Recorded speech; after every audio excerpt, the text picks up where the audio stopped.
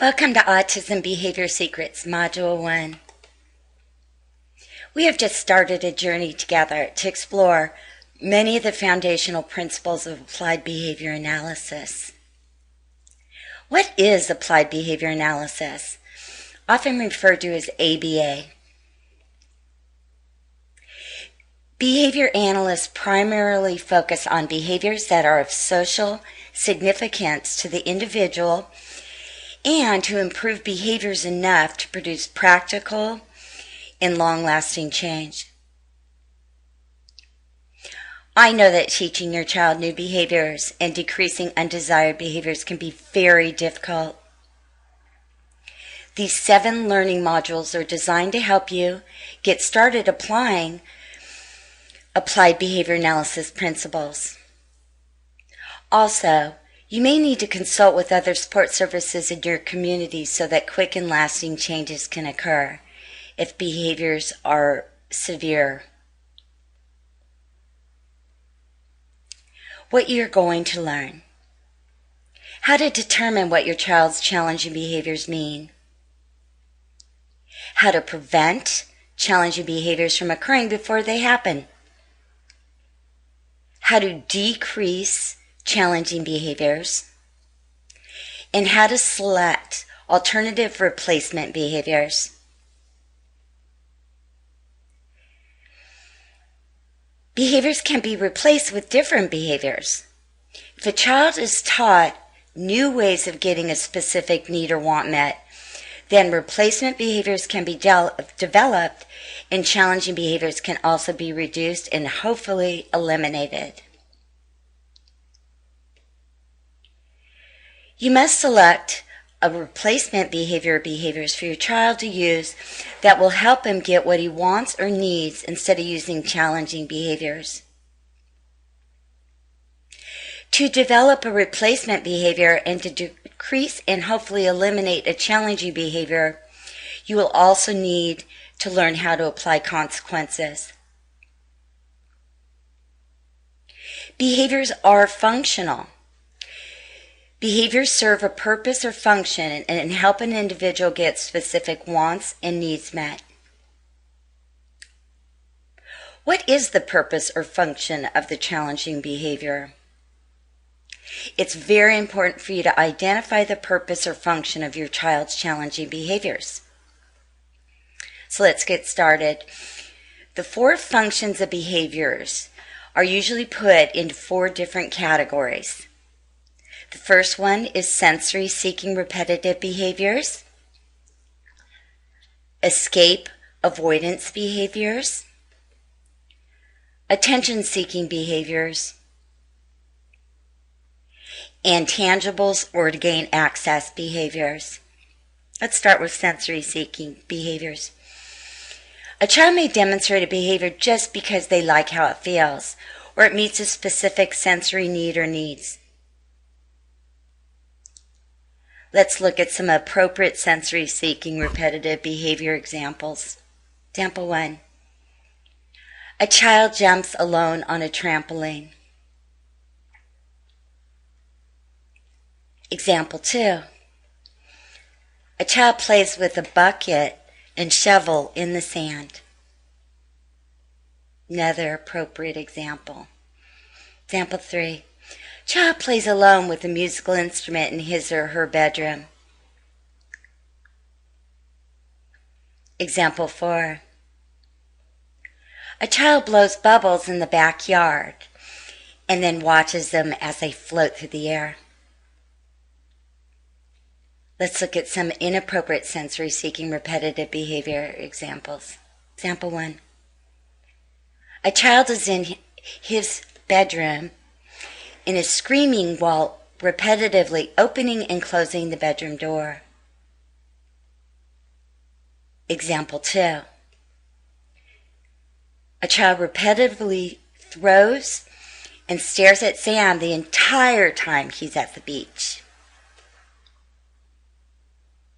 Example 3. A child stares at leaves moving in a tree on the playground for the entire recess period. Next, we're going to cover escape avoidance behaviors. A child may demonstrate a behavior to escape or avoid someone or something. Let's look at some appropriate examples. Example 1. Starts to rain, and a child opens an umbrella to avoid getting wet. Example 2. Child hears a loud siren and covers his ears to block the sound. Example 3. Child is afraid of dogs, and the child sees a dog and pulls on the parent's hand towards the opposite side of the street to communicate to the parent to cross the street to avoid the dog. Another appropriate example. Child is doing homework, and he asks his parent if he can take a break, and the parent gives him a break. Let's look at some inappropriate escape avoidance behaviors. Example 1. Child is afraid of dogs. The child sees a dog and starts to run away to get away from the dog, which can be a very dangerous situation. And the parent runs after the child and hugs the child once she catches up with him. Example 2. Parent asks child to go finish his chores, and instead the child goes to their bedroom and reads a book. Child does not like vegetables, and the parent asks them to eat vegetables, and the child starts to scream, and the parent does not make the child eat the vegetables and gives them something they like. Now we're going to cover attention-seeking behaviors. Child demonstrates these behaviors to get another's attention. Let's look at some appropriate examples. Child is having difficulty doing homework, and he asks his parent for help. In this case, it's an augmentative communication device, such as a button. And the parent comes and helps him. Example 2.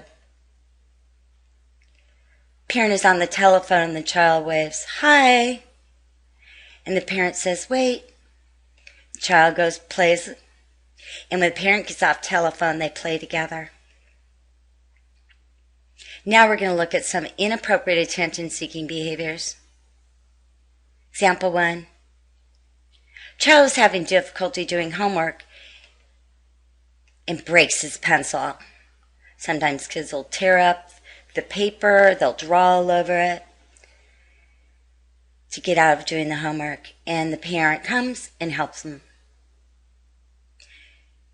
Another inappropriate example. Example 2. Both parents are busy with another sibling feeding them, and the other sibling starts screaming because he wants attention, and the parent comes and plays with the child. Now we're looking at tangibles or to gain access. A child demonstrates a specific behavior to obtain a desired item or to gain access to something. Let's look at some appropriate behaviors to obtain tangibles or gain access. Example 1. At the store, the child asks for a bag of potato chips. Parent gives it to him. Another appropriate example. Child wants to watch TV and hands the parent the remote control, which in this case is object communication. Parent turns the television on for the child. Example 3.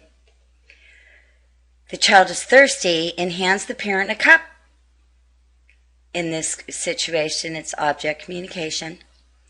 Parent gets the child something to drink.